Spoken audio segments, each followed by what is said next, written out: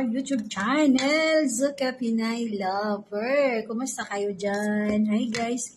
Ngayon, nag-ready na ako ng pagkain ko or kakain na talaga ako. O kakain na.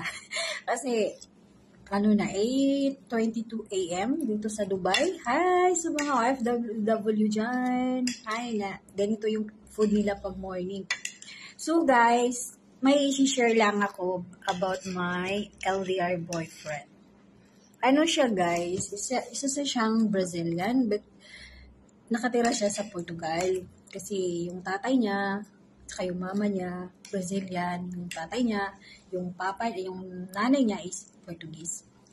So guys, ngayon, may i-share ako. Kasi for my whole life, kasi gusto kong maiksi na damit, yung sexy, ganun. Pero ayaw niya. Sobrang conservative niya talaga. Promise.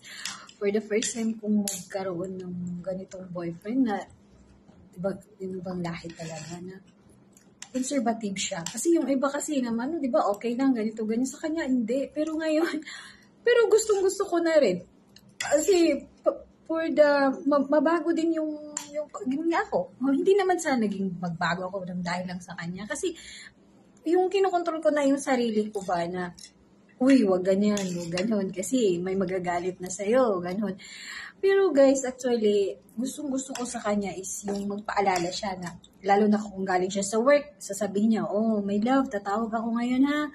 Tapos may kasama ako, magbihis ka. Ganon, sasabihin niya, magbihis ka kasi baka sexy yung, hindi naman sabihin niya na magbihis ka ng maganda, hindi. Yung, dapat naka-close talaga. Kasi ayaw niya na may kausap siya na, or may kasama siya or kausap niya ako na magsusot ako ng maiksi na damit. Ayaw niya yun. Tapos, gusto ko rin ng ganun. Yung parang may nabago talaga guys.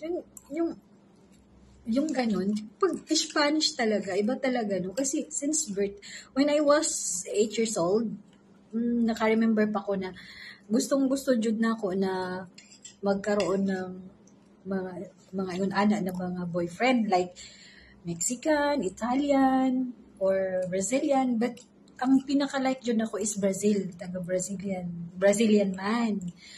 Guys, napa ko idagdag sa inyo. Why nga nung nakayon ko nga gusto na ko ang mga yun-ana ng mga tao or Brazilian man. Okay? So, next time magtabik pa ka, kay naghanda kay ko idagdag na istorya. Kay karon, mag coffee. Anong coffee? Mag-tea. Okay? Mag-work na. So, guys, next time napa ko idagdag itabi sa iya. Kay karon dain mo ka na. Naadyo dahi kay dapat control lang sa imong sarili. Karon na ako nahibalay. So, guys, see you next time. Thank you for watching. But don't forget to subscribe, like, and share. Good morning and God bless.